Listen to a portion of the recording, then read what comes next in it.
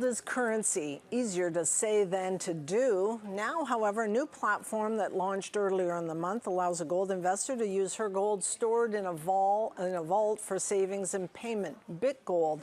To discuss what it is, how it works, and the opportunity is Roy Sabag, President and CEO of BitGold. Started trading on the TSX Venture this morning. You rang the opening bells, XAU.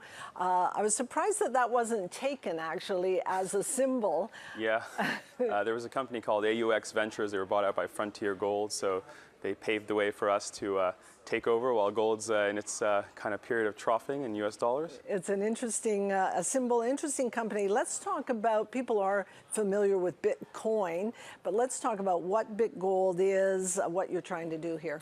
Yeah, so BitGold is essentially an online platform that allows people to save and use gold for payments. So it doesn't use currency, it doesn't use money.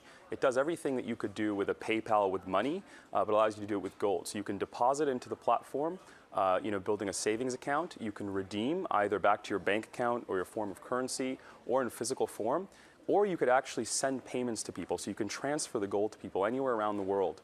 You can also, if you're a merchant, invoice your labor, your goods, your services, or your time and earn gold on the platform. So our stocks reporter said a few minutes ago she doesn't get it. And I'm going to show a graph, and I tried to explain. I know you've explained this to me before. We're going to talk a little bit about the platform, but I have a graph here that looks at gold in Brazilian real, the yen, and I think the Argentine peso. I could have picked the ruble. So in these currencies, since 2011, the price of gold's dropped 36%, but the Argentine peso, it's actually up 36%. And so this is kind of the global opportunity. Correct. So gold has essentially gained purchasing power against all currencies. One of the big issues with gold is that for the last decade, due to the ETF and the securitization of gold, gold has been adopted as a sort of an investment, and it's created this situation where people debate whether gold is a better investment than Apple or Google. And the truth is that gold should never be measured versus investments, it should be measured versus currencies. And when measured against currencies, it unequivocally gains purchasing power over a long period of time since its demonetization. Now, versus the USD, which is the world's reserve currency, it will naturally gain purchasing power less rapidly than it does versus other currencies. Now, if you look at the world today, since gold has peaked in USD at $1,800 or $1,900 an ounce 2011, it has gained purchasing power in currencies that are relevant to 3 billion people. So the Brazilian real, the Japanese yen. Even if you look at something like the euro over the last year, the euro's decline causing negative earnings in S&P. All these conglomerates even could have used gold in their corporate treasuries to just hedge some of this FX exposure. So what we found, what Josh and I found, was this kind of unique opportunity. My co-founder, yeah, we found this unique opportunity a few years ago. We were wondering why there was not one financial service institution that decided to back its ledger by gold, just fully backed by gold. And if you go back 40 or 50 years, virtually every financial service institution was linked to gold in some way, shape, or form. You look at the world today, there's 20,000 financial service institutions, banks, broker-dealers. Not one has a link to gold. And you ask yourselves why? Is it because gold has stopped functioning as a store of value? No. The charts, the math, the physics show that gold continues to achieve purchasing power. And we never even predicted the state of the world today. I checked my Bloomberg this morning. There's $6 trillion of debt trading at negative yield. What is a negative yielding bond when you really think about it? It's a hot potato. Yeah. You're betting that someone is going to pay more for it, whether it's a central bank or a counterparty. The big argument against gold has always been it doesn't yield anything. Well, we're now at the stage with the central bank experimentation where gold is essentially a better store of value than currency.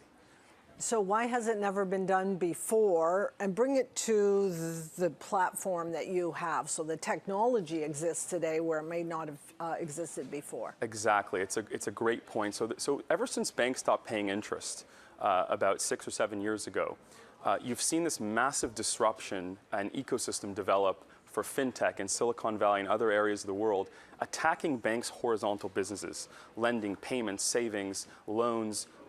Even wealth management is now being attacked by robo-advisors. And what all this has contributed to is this ability for a startup like ours to build a technology that would shorten gold's settlement cycle. So for hundreds of years, gold used to trade either OTC or, in the case of the COMEX, there's electronic trading, settlement for price, but if you actually want to take delivery of the metal, your counterparties and your back office to get together and settle. It could take 1 week, 2 weeks, 3 weeks. What we were able to do was basically shorten the settlement cycle for gold down to as little as 10 minutes, and then make it thus compatible with the existing payment rails. So we're able to settle a gold transaction for a Visa debit at a Tim Hortons. We're able to settle a gold transaction that you send cross borders via wire transfer. We can do all that due to our patent pending technology, Aurum. And what we essentially did was we changed the way gold is traded. And why is it patent pending? Well, we filed the patent in October. We Okay. filed a bunch of patents around it now, so it takes about 18 months till patent's published. How do you get the name? Because first off, who are your competitors? It strikes me that there should be others who are smart and understand that technology can take us in different ways. Gold is difficult. I think that the people that understood gold thus far have been gold bugs. And Josh and I never fully subscribed to the gold bug ideology. We do believe there's a social opportunity here as well. Like, for example, I was a portfolio manager. I never had over a 10% weighting in gold. What I believe is that as you go down the socioeconomic ladder, gold is more relevant to people. And if I take a piece of gold today and I look at it, I can't tell you what it's going to be worth today, tomorrow, a year, 100 years from now. Nobody can model gold. And I was trained to only view investments that I could calculate their intrinsic value. But what you can do with gold, there is a data set going back thousands of years, is you can calculate the costs in BTUs of energy, in grams of protein, in grams of grains. And why that's important is that for many people on planet Earth, their consumption is solely based on shelter, energy, and food. And so it's very important for them to have some type of a measurement system that could peg their labor and their time and their services towards something that they can extrapolate to the future. And you look at the world today, there's virtually nothing you can own today that you can bequeath to your grandchildren and that will have value. You can make a bet on Apple, you can make a bet on Google, but for every Apple and Google, there's a Lehman Brothers and a Kodak. You're making a bet on management. I guess that's going to be the final point. You are now a publicly listed company. People are going to want to have metrics. They got to bank on you and your co-founder, but there's a lot of risks associated with that. How are you going to prove your point? So for us, what we looked at is how to make the most impact. We could have built this as a high net worth product with marble columns and private banking-like relationships, but we chose to build it as a scalable internet platform. And as such, we're focused on user growth. We will be distributing 3 KPIs to the street. They will be users. What's a KPI? Key performance indicators. So users, every month we will be publishing our user count. We'll be publishing our cumulative transaction count in weights of gold.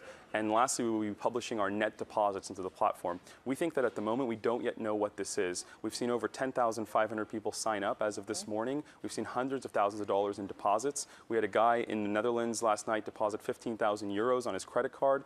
A few seconds later, someone in China deposited some money. So it's definitely going viral. And I'd actually urge all the viewers to sign up right now. And we have a Golden Heart referral program whereby you can send a unique link where you get $10 for every person who signs up with that link, and they get $10. Roy, we're going to have to leave it there. Thank you very much for Good having luck. me. Thank you, Francis. Roy Sabag, President and CEO of BitGold.